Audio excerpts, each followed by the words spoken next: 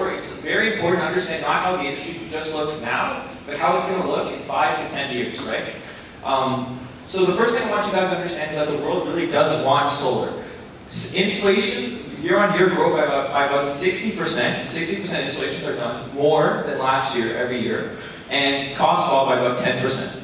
But Canada is lagging really far behind that. Only 0.1% of electricity generated in Canada is from solar, and that's 10% lower than the world average. So there's tons of reasons for this. I mean, I'm into solar. I love solar. I know everything about solar, but I don't have solar on my house. And why is that? Well, I just kind of want to illustrate it for you guys with this example. And for a residential system in Canada, a 10 kilowatt system, which would cover all your energy needs, you're paying about $15,000 or $20,000. And you only start making money from the system after 7 or 8 years. And that's really quite unattractive for most people. And before you guys get fixated on the numbers, I just want to let you know that these numbers are changing constantly. So costs fall every year, and energy consumption changes every year. So these numbers will continue to get more attractive and more attractive. But it doesn't change the fact that Canada's fallen quite behind. And it begs the question, how do we catch Canada up to the rest of the world when it comes to solar generation? And the answer is proliferation of new technology.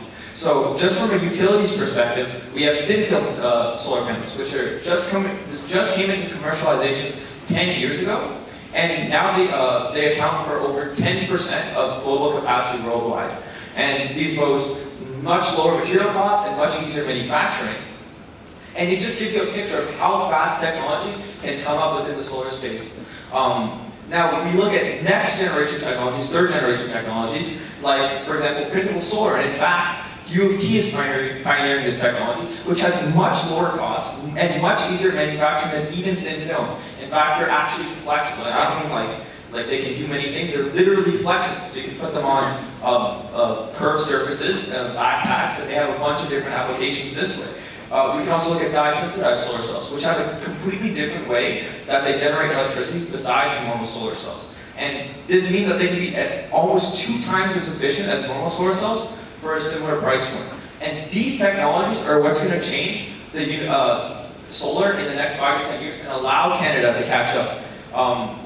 These technologies, they're going to change, and I think it's important to notice that they're going to change, that they can come up within 5 to 10 years, and just as we've seen thin film come up. And innovations in the solar space don't only have to be technology-based, they can be just design-based. And we see these solar roofs from Tesla that just came out a few weeks ago, and they just look sexy as hell, guys. I mean, I want this in my house. But I mean, Canada, we're still going to be losing money on these, unfortunately. But it does show the potential for just design innovation within the solar space. The last thing I want to touch on is that we keep hearing these time frames, 7 to 8 years. And it makes us think that solar is only a long-term investment. And in fact, when you buy solar panels on your house, you're only going to be gaining money or making your money back after 7 to 8 years.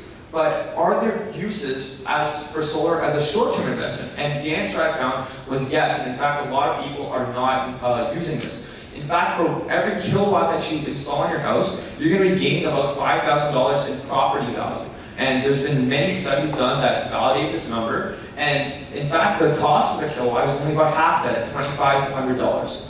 So the thing for me that really swung me over to solar is not the fact that I'll be making my money back over 7 to 8 years. It's the fact that I'm increasing my property value. And as a person who wants to sell my house, my parents want to sell my house in the next 3 to 4 years, this is what bought me on solar. In fact, I'm getting my solar. We're in the process of getting solar in our houses. So I want to let you know that solar is not only a long-term investment, but even conventional solar is a good short-term investment. And you will make your money back from selling your house in the short term, as well as gaining that electricity every month that you make from the solar panels. So if anyone here is interested in increasing your property value, selling your house soon, shameless plug, come talk to me afterwards because we can make this happen for you.